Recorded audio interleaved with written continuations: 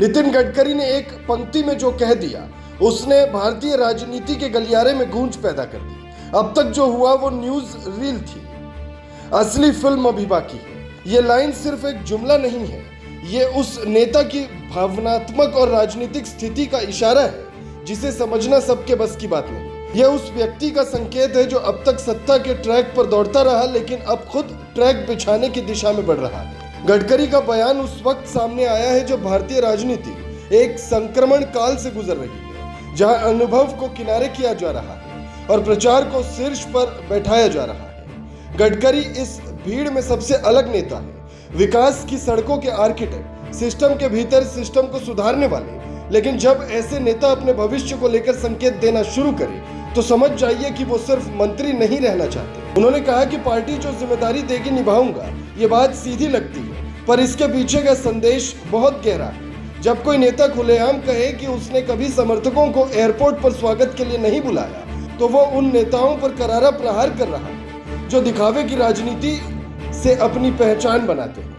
गडकरी ये बताने की कोशिश कर रहे हैं कि वो लोकप्रियता के पोस्टर नहीं, परफॉर्मेंस की रिपोर्ट में यकीन रखते हैं। और ये कोई मामूली बयान नहीं था, ये उस शख्स का घोषणा पत्र था जो शायद अब तक की चुप्पी के बाद अब बोलने लगा है, जो अब सिर्फ हाईवे नहीं बनाएगा बल्कि पार्टी के अंदर नई दिशा और धार देने का इरादा रखता है। ये 2029 का रोडमैप है जिसका पहला पत्थर गडकरी ने खुद रखा है। जनसंख्या नियंत्रण कानून पर उनका रुख साफ है।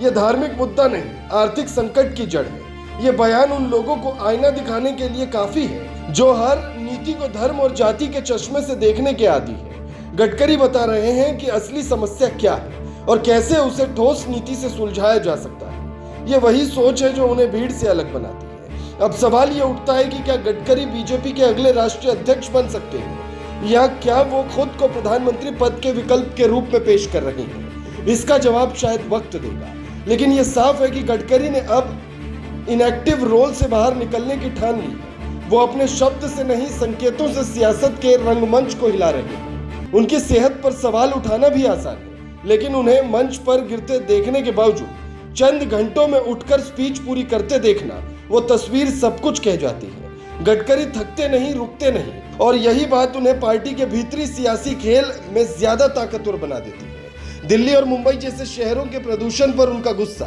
केवल पर्यावरणीय चिंता नहीं बल्कि एक ऐसी राजधानी व्यवस्था की अस्वस्थता पर टिप्पणी है जहां न हवा साफ है न सोच। गडकरी नागपुर से है लेकिन उनकी सोच राष्ट्रीय है और यही वजह है कि वो अब केवल इंफ्रास्ट्रक्चर मंत्री नहीं बल्कि एक राष्ट्रीय विमर्श के नेता बन चुके हैं। गडकरी का यह बयान 2029 के उस सियासी तूफान की शुरुआत है जो आने वाले सालों में बीजेपी के ढांचे को हिला सकता है। आज जो उन्हें केंद्रीय मंत्री के दायरे में देख रहे हैं, शायद वे भविष्य में उन्हें केंद्र बिंदु की भूमिका में देखेंगे।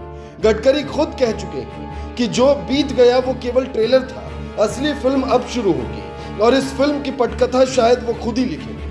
अब वक्त है पार्टी को ये सोचने का कि गडकरी जैसे नेता को केवल मंत्रालयों के दायरों में सीमित रखना देश और संगठन दोनों के लिए घाटे का सौदा होगा। जो नेता बिना शोर के राष्ट्र के इंफ्रास्ट्रक्चर को बदल सकता है, वो अगर नेतृत्व में आए तो शायद राजनीति का चेहरा भी बदल सकता है।